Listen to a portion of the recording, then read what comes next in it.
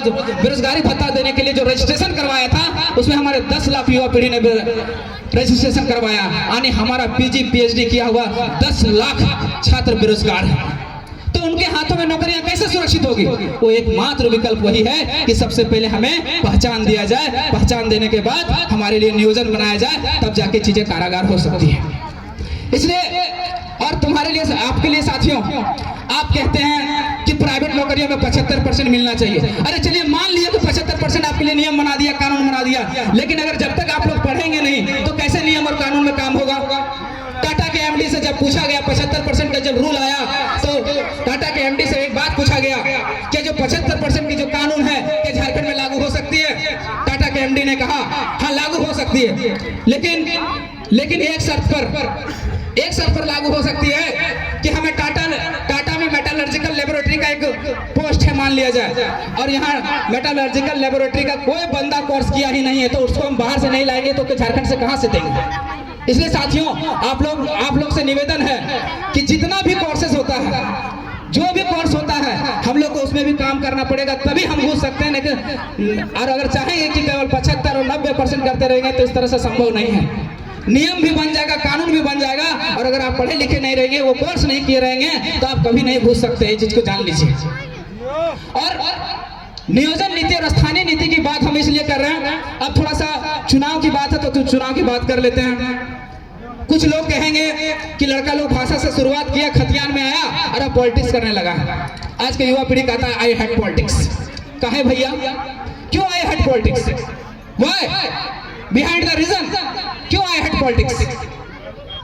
अरे आप पढ़े लिखे युवा अगर पॉलिटिक्स नहीं करेंगे, पॉलिटिक्स तय करता है कि आप क्या खाएंगे, क्या पहनेंगे, क्या किस गाड़ी पे चलेंगे, ये पॉलिटिक्स डिसाइड करता है।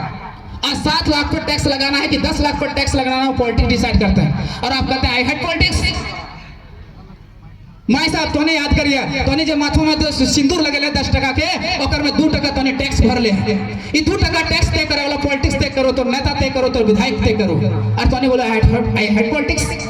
आई तोने 100 रुपए के पेट्रोल भराया है, 100 टका में 20 टका जीएसटी ले ले केंद्र सरकार, 20 टका जीएसटी ले ले तो राज्य सरकार 40 टका के टैक्स लगे ले। अगर 40 टका माफ कर दिया जाए तो थोड़ा 60 टका में पेट्रोल आई। तो ये कौन तय किया? ये आपका सांसद तय किया, आपका विधायक तय किया, और आप बोलते हैं हेड पॉलिटिक्स। भैया ये लव पॉलिटिक्स।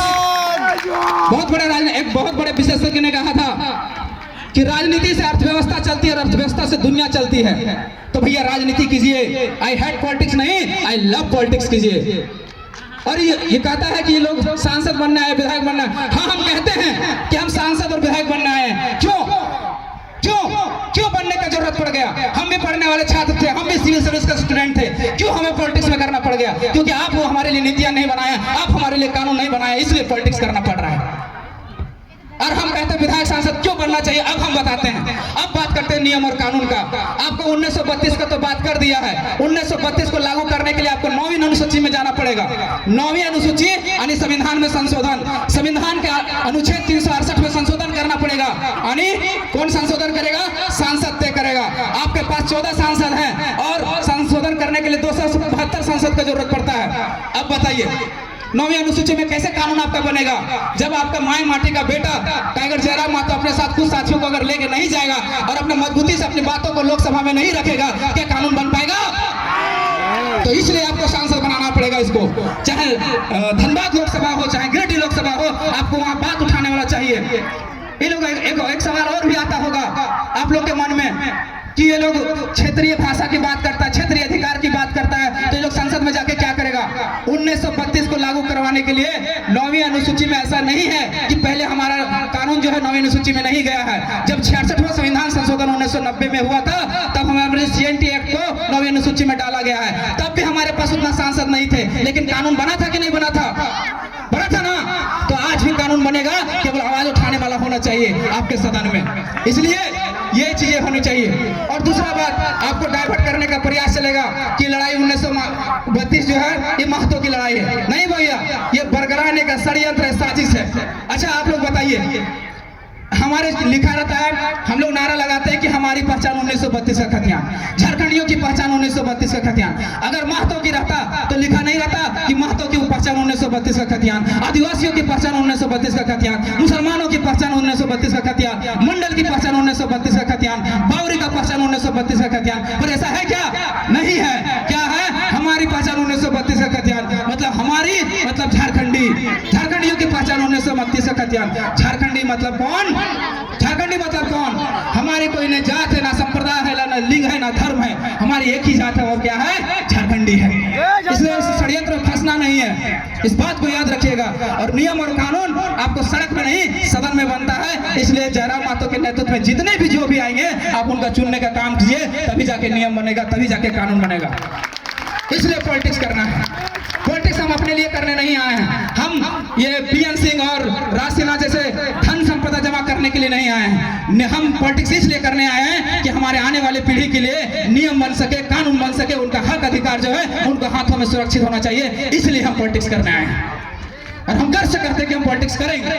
अगर हमारे अंदर नेतृत्व करने की क्षमता है तो हम नेतृत्व करेंगे, और राज्य को संभालेंगे भी, और संवारेंगे भी, और आगे भी लेके जाएंगे। कौन कौरव कौन पांडव टेढ़ा सवाल है, कौन कौरव कौन पांडव टेढ़ा सवाल है। चारों तरफ शकुनी का फैला कुट जाल है, धर्मराज ने छोड़ी नहीं है जुए की लत, हर पंचायत में पंचाली अपमानित है। कोई राजा बने या रंग, प्रजा का तो रोना है, प्रजा का तो रोना है। क्या फर्क पड़ता है इस देश में राजा कौरव हो या पांडव? कि हाँ, एक बात हम हमेशा कहते हैं, ये लाइन अटल बिहारी वाजपेयी जी का था, उस राष्ट्र पुरुष का था, उस राष्ट्र कवि की था, मेरे कवि कुल के भी हैं। कहते हैं कि क्या फर्क पड़ता है इस देश में राजा कौरव हो या पांडव? क्या फर्क पड़ता है इस देश में राजा कौरव हो या पांडव? जनता तो बेचारी द्रौपदी है, जनता तो बेचारी द्रौपदी है। अगर कौरव राजा हुए तो चीरहरण के काम हुए आएगी, अगर पांडव राजा हुए तो जुए में हारती जाएगी। आज 24 साल के झारखंड में कभी बीजेपी का सरकार बनता है, वो लूटने का काम करता है, कभी कांग्रेस का सरकार बनता है, वो लूटने का काम करता है, कभी जेएमएम का सरकार बनता है, वो लूटने का काम करता है, कभी आंसू की सरकार बनती है, वो लूटने का काम करता है। तो भैया क्या इसी तरह से लूटते रहिएगा? इसी तरह से आपका शोषण होते रहेगा, आपके बाल बच्चों का शोषण होते रहिएगा। जागना पड़ेगा आप सभी को। एक बहुत सुंदर गीत लिखा गया है, हम सिंगर नहीं हैं, लेकिन आपकी दुर्भाग्य और दुर्दशा देख के 2 लाइन है, हम चाहते हैं कि वो लाइन आपको लिए पेश करें कि एक दिन कर सुतल जाग आदिवासी, राज तोर डूबी जात हो। अरे एक दिन कर सुतल जाग आदिवासी, राज तोर डूबी जात हो। अरे एक दिन कर सुतल जाग मूलवासी, राज तोर डूबी जात हो। अरे एक बोतल दारू लागिन रे, घर दुरा बिकियो जात हो। अरे एक बोतल दारू लागिन रे, घर दुरा बिकियो जात हो। धन्यवाद। जोहार, जय झारखंड। अरे तालियों से